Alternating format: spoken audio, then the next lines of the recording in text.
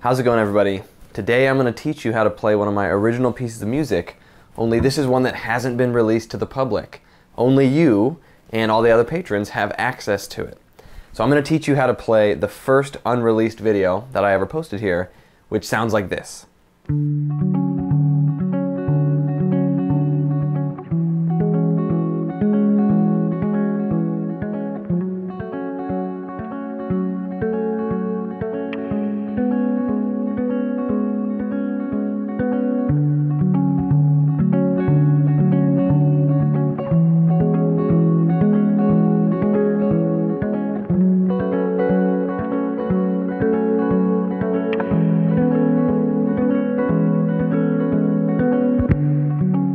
I'm going to teach you how to play this, but there's also sort of a lesson inside of this lesson. There's a little gold nugget that I want you to take away from this, and that is that you should always practice things that you are not good at, that you can't play very well. So this song, one of the reasons that I have only posted it here and not publicly is because I'm not yet at the place where I want to be with it. I want to be able to play it better, and I can't. I can't play it that well right now. And so it's a great thing for me to practice because of that. This is one of the most important things with learning an instrument, and really any skill at all, is if you only practice what you know how to play, or you only play the things that you're comfortable with, you're effectively setting a ceiling for yourself and you're never going to get better than that.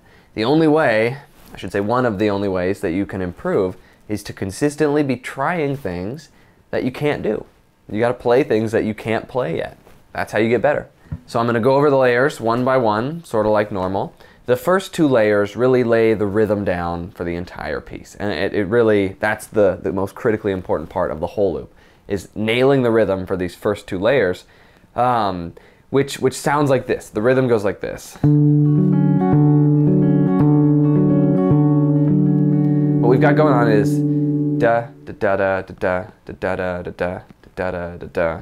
So how this breaks down is, if we were counting out in 16th notes, and we'll slow it way down, so we have 1, 2, 3, 4, 5, 6, 7, 8, 1, 2, 3, 4, 5, 6, 7, 8, 1, 2, 3, 4, 5, 6, 7, 8, 1, 2, 3, 4, 5, 6, 7, 8. What we're playing on is 1, 2, 3, 4, 5, 6, 7, 8, 1, 2, 3, 4, 5, 6, 7, 8, 1, 4, 5, 8, 1, 4, 5, 1, 2, 3, 4, 5, 6, 7, 8, 1, 2, 3, 4, 5, 6, 7, 8, 1, 2, 3, 4, 5, 6, 7, 8.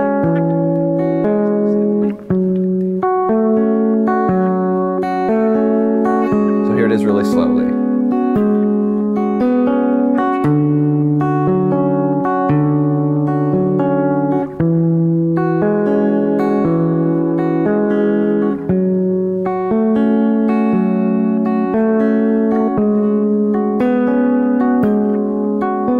So that's the rhythm that you want to keep in your head. Bum, bum, ba, bum, bum, bum, bum, ba, bum, bum, bum, bum, bum, bum, bum. Okay. The chord progression itself is actually kind of simple. We're just going back and forth between D, E major, and F sharp minor. And there's a couple little chord extensions in there that make it interesting, but essentially it's just D, E, F sharp minor. We start with a D major 7 chord, which we play like this. Pinky on the 5th fret of the A string, there's our root, D. F sharp, 4th fret on the D string, there's our major 3rd. First finger is going to hit the 2nd fret of the B string, which is our major 7th. That's what makes this a major 7th chord. And then we're actually going to bar with our first finger on the 2nd fret of the high E string as well, where we have another instance of F sharp, our major 3rd. So here we go. There's our first chord. And that rhythm again. Da da da da da da da da da da da. From there we're going to go to an E chord. We're going to play something kind of funky though. It's an E6-9.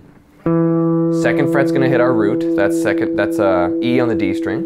First finger's going to hit our major 3rd, that's G sharp, 1st fret on the G string, and then we're going to play the same two notes actually that we were barring with our first finger in our D major 7 chord. C sharp on the B string, that's 2nd fret, with our ring finger, that's going to be the 6th of this chord, and then our pinky on the 2nd fret of the E string is the 9th. So this is an E6-9 chord.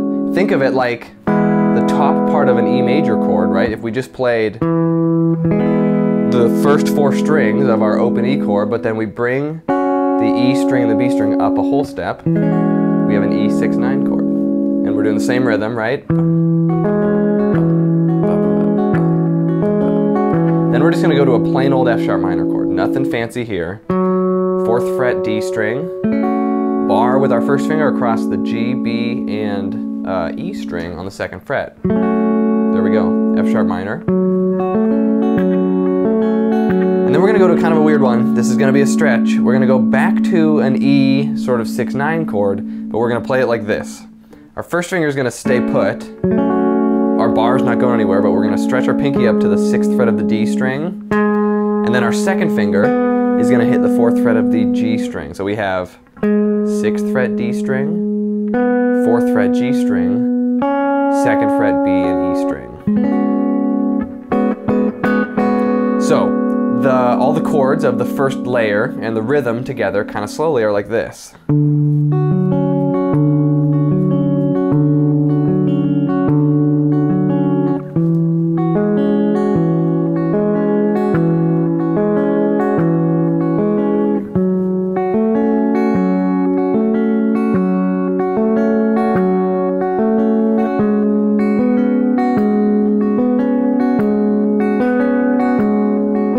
And you'd loop it at the end of that. So one thing to pay attention to is that the bottom 2 notes of each of these chords is just hitting quarter notes, going bum, bum, bum, bum. So even though there's this kind of fast syncopated offbeat 8th note thing or 16th note thing happening that sounds really fast, pay attention to the note on the bottom of each chord. Use that as a little bit of an anchor, and it's going like this. Like our thumb, basically, is just doing this. And then the other 2 notes are really adding a whole lot of complexity, but this is pretty simple. What's at the core of this little progression, or this rhythm, is not too complicated. So pay attention to what your thumb is doing the whole time, and then add in your 1st and 2nd finger. But don't forget, the thumb's just playing quarter notes. 1, 2, 3, 4. 1, 2, 3, 4. 1, 2.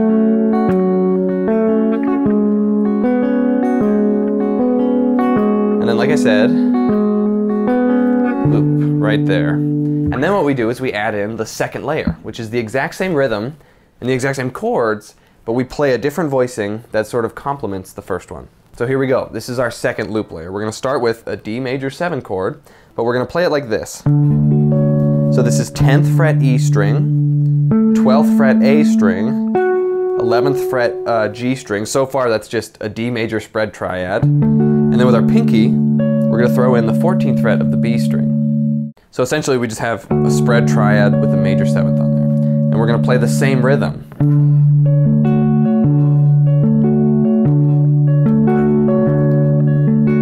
What we do then is we keep our pinky on the same note, but we take our spread triad and we move it up a whole step. What we got is 12th fret E string, 14th fret A string, 13th fret G string, 14th fret B string.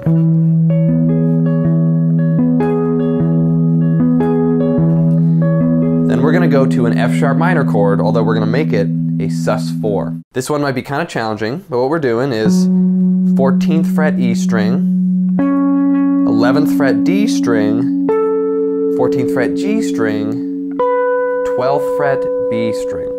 So this one, I remember when I learned how to play this chord, it felt super unnatural and difficult to play.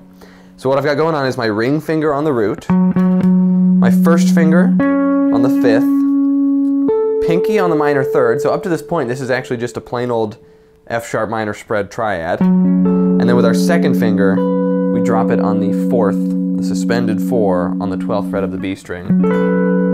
So this is kind of a tough one to play. You might need to spend some time practicing the chord change from here to there so you can do it smoothly.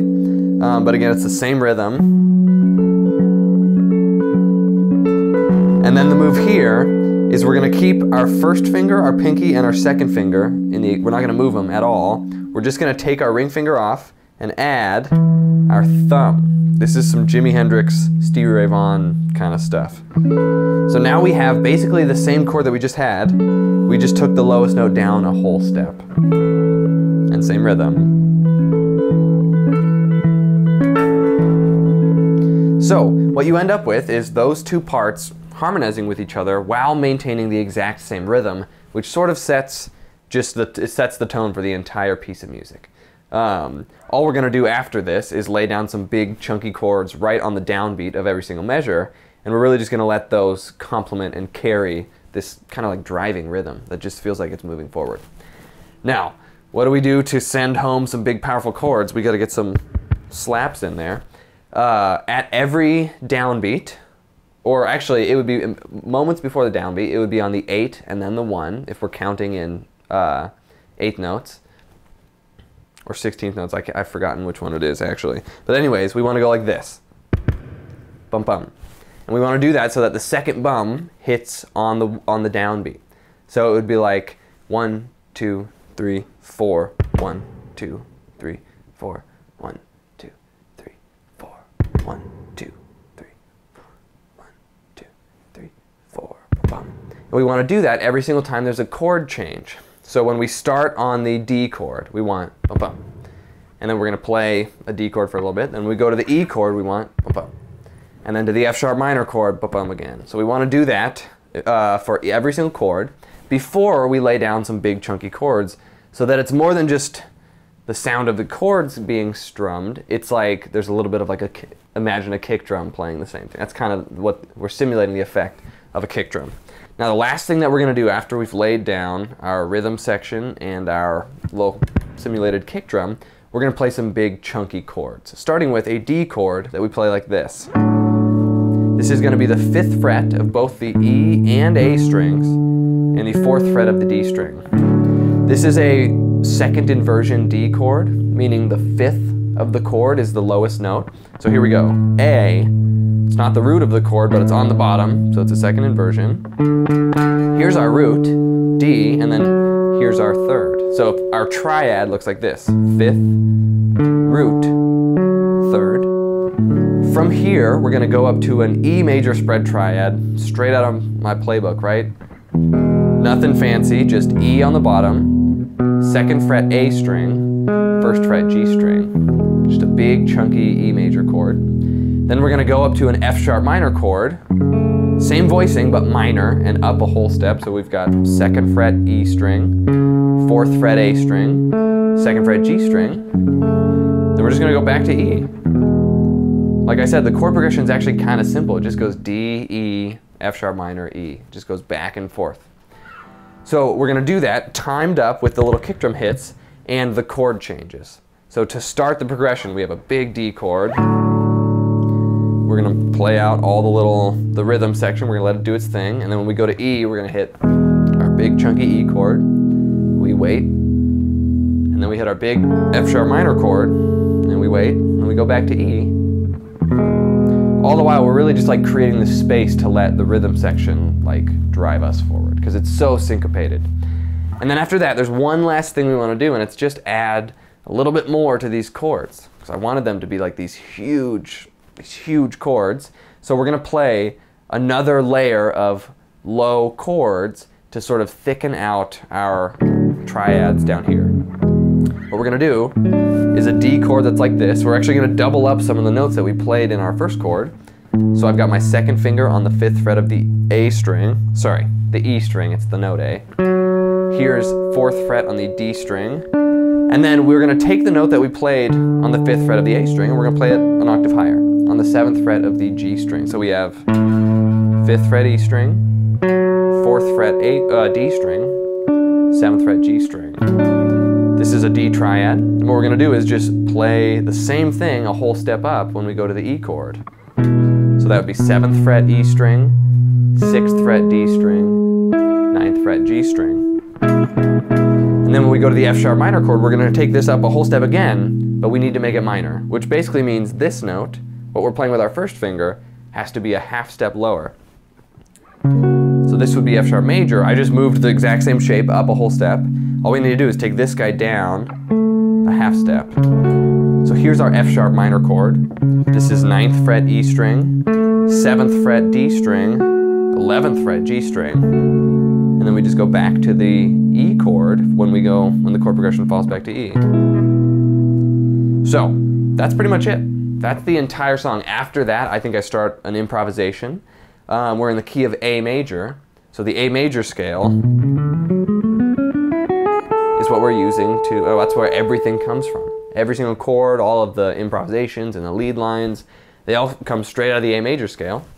And yeah, so that's pretty much it. That's the whole tune. Part 1 is this. And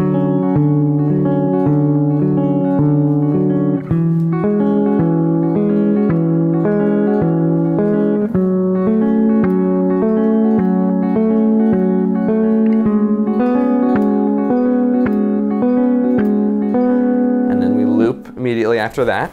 And then we start adding in layer 2, which is like...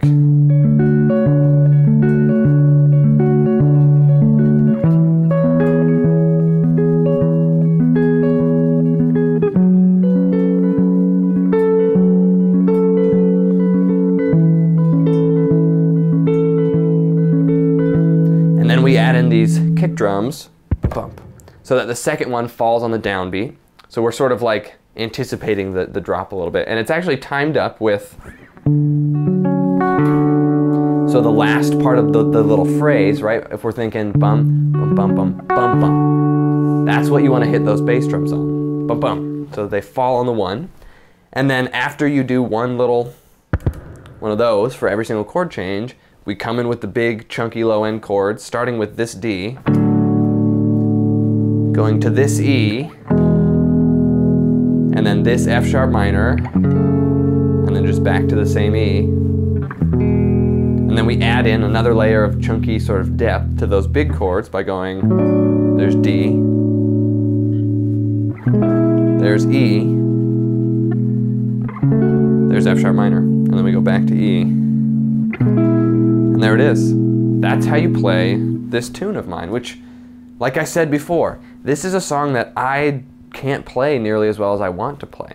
So this is a great thing for me to practice because I'm not that good at it. The longer that I spend just playing this rhythm, my right hand starts to fall apart and I start to really lose like what the rhythm is, which means this is the perfect thing for me to practice. So what I want you to do is, for one, watch this video and then jam along with that track. It's a fun one to play, and it's going to get your right hand playing something that you're probably not super comfortable with, this kind of crazy rhythm.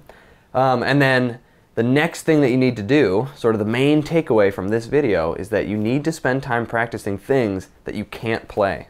It sounds crazy, but it's the truth. You really need to constantly be pushing the envelope and playing things that you don't really know how to play very well yet, or that are really challenging for you.